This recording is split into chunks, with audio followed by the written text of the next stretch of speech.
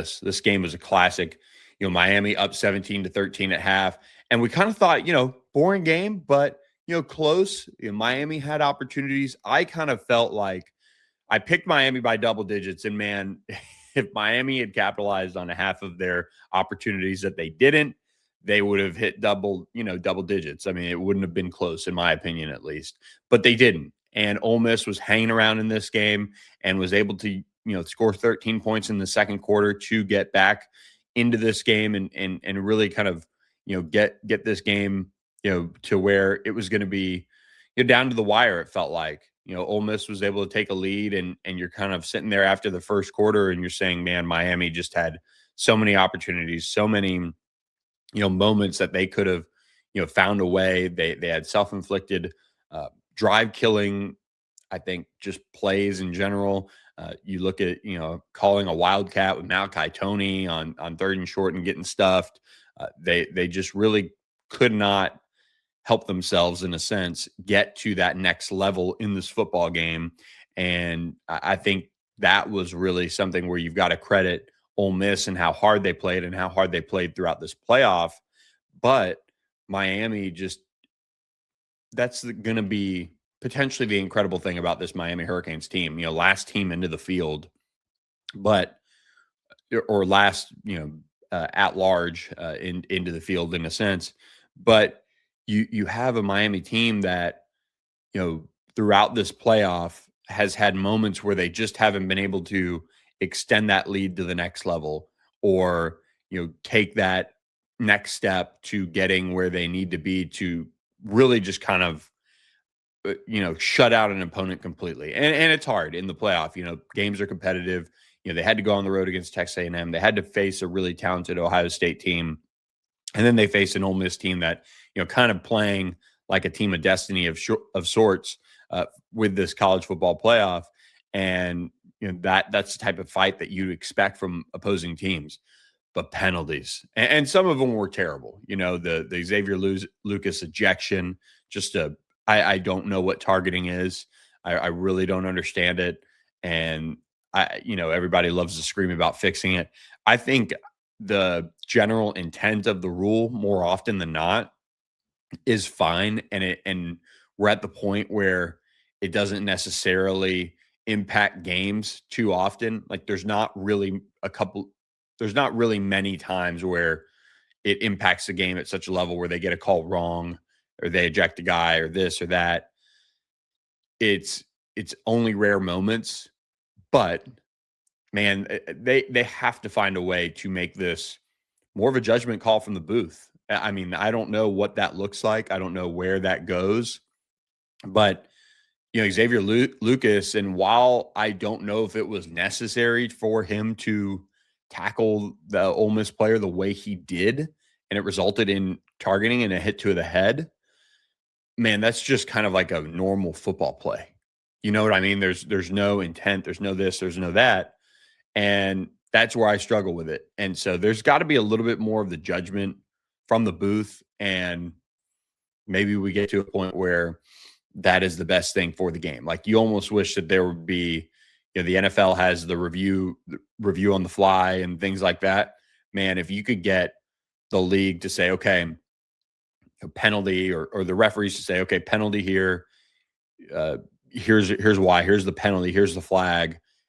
And then in mid time or real time, you can get kind of a review going in the booth or something, and the player be allowed to continue, because Xavier Lucas had no business being thrown out of the game.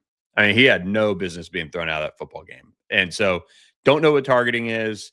And we appreciate Geo Kane 75 here. They have to let the kid play. I hope Miami and the ACC appeal that call and let him play. I agree. I mean, just for me, the whole point of the rule should be intent. It kind of a flagrant foul type of level to the targeting play and decision that they go into. And I'd rather it almost come, right then and there. And from the standpoint of, let's really look at the intent here. And I do not think that was anything more than a football play that they determined, for whatever reason, that it had to be targeting. And so it nearly cost Miami. I mean, it really did. They ended up having to play Jabari Antoine, a kid that I covered in recruiting as a true freshman, and get some thrown out there in really difficult situations in coverage. And it's just unbelievable to see, and it speaks to kind of how hard it is to build depth in college football when you have somebody like a Jabari Antoine who's going to be very good and had his moments of being able to play well, but also got targeted on that 3rd and 8 and just a little early on the contact there. But man, when you're rolling out a true freshman, player right there, that's just kind of surprising. And Nick Saban said, hopefully they get rid of that dumb rule. I agree. I mean, it's got to be changed. It's got to be changed to more of a flagrant foul type of approach. I mean, I don't even care about 15 yards anymore in a sense, but losing a player like that in a critical situation is really difficult to watch unfold. So that was targeting. That almost cost them. Trinidad Chambliss continued to cook in the second half. They was able to lead that 6-play 75-yard touchdown drive to take that 27-24 lead, and Carson Beck gets the ball back gets the ball back in a little more than 3 minutes remaining in the game, and you're thinking, okay, this is the legacy drive opportunity for Carson Beck. Carson Beck's legacy drive opportunity hits home as he jogs it in to send Miami to the national championship game. And I thought Carson Beck did an unbelievable job all night of really feeling the pocket pretty well and being able to adjust and being able to get out and escape and make some of the plays extended. And Ole Miss got after Miami's offensive line with some sacks, and he felt that pressure too. And there were some that he couldn't do anything about. But I generally thought he moved around in the pocket well. He adjusted. He was able to extend plays, and the big touchdown to Keelan Marion was kind of a great feel where he was able to set his feet and throw the ball down the field and get a huge touchdown for Miami and put them, again, back on top in what was kind of a wild, the wild second quarter with some scoring as that put them up 17-13. But that was a huge, huge play in the game. And, Carson Beck just didn't make any of the mistakes that I think, you would have thought he would have made, against an Ole Miss defense that was so aggressive. They have a defensive line that I thought was, the toughest that Miami really faced this year for the most part, as far as top to bottom depth and talent. You could probably make the case for Ohio State as well. But, the way that Ole Miss defensive line plays, that really, really was a tall task. They have some freaks that some of the other teams don't have in the middle there. And Miami was able to grind them out and make them tired. And at the end of the game, when they needed that scoring drive, Carson Beck and the Miami Hurricanes delivered. And they go down the field, 15 plays, 75 yards. They get a face mask call that extends the drive, which is the right call. It's right there. Jalen Braxton grabbed the face mask, turned his mask there. And then from there, they're kind of able to just dink dunk, get down the field, convert some third downs, and do some of those things. I thought Shannon Dawson was in his bag on that game-winning drive. Thought he was able to get the ball in the right playmaker's hands. How cool would it have been for Malachi Tony to make that sick one-handed catch actually a catch? And you could argue it was, but I do think in terms of the spirit of the toe tap, they got it right and they were able to convert and move on. But I think watching Carson Beck manage that drive was worth every penny that they paid him in NIL, for this 1 year. And, he's able to score and just kind of a perfectly executed run drive. And then from there, Ole Miss did have some fight left in them. But, I think, a lot has been made, especially from the Ole Miss side, about the no pass interference. I mean, a lot of the time you're kind of grabbing each other. And I know it was kind of egregious in a sense, I think, as a defender in a normal play, but that's not a normal play. That's a Hail Mary. That's one last chuck to the end zone. And for me watching it, I thought it was just two players, battling for the ball. again, a lot of contact. There was a lot of opinions that there should have been pass interference. I just we see that a lot in Hail Mary situations. A lot of grabbing, a lot of holding, and the officials had already kind of made themselves a part of the storyline enough. I think that factored into it as well, which it shouldn't. But that Hail Mary, um, yeah, I think it was the right no call in that scenario, just with what we had seen, throughout the game, and not wanting the officials to kind of be that story at the end. But then again, Ole Miss would have had, another 20-ish yard play to run, of course, and they still would have had to score because it's not a spot foul. But anyway, Miami survives. They win 31-27, and they advance to the national championship game. Miami total yards, 459 yards on this Ole Miss defense. Just outstanding job. 268 yards from Carson Beck. You get 191 yards on the ground, another 100-yard rushing game by Mark Fletcher. And Ole Miss was limited with Kewan Lacey out, and they still hung around. 10 penalties, 74 yards for the Hurricanes. That almost bit them. They had some really critical ones. And yes, the wide receiver, there's a ton of like hands all over the place, everywhere. And again, I think a play like that, you just no call. I think they did the right thing as a whole. Trust me, I'm team no penalty there on the Hail Mary to the end zone. But Miami, they lose the turnover battle on a tip ball that's picked off by Kapina Gushkin, a really talented, do-it-all kind of safety for Ole Miss this year.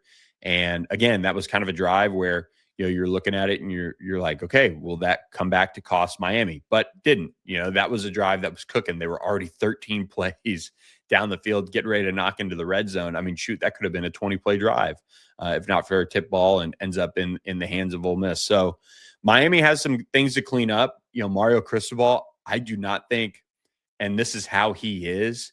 And if you watch late into the night, like I did on SportsCenter, Scott Van Pelt, he was not happy. He was not a happy camper in a sense, because he knows what's left, and he operates that way.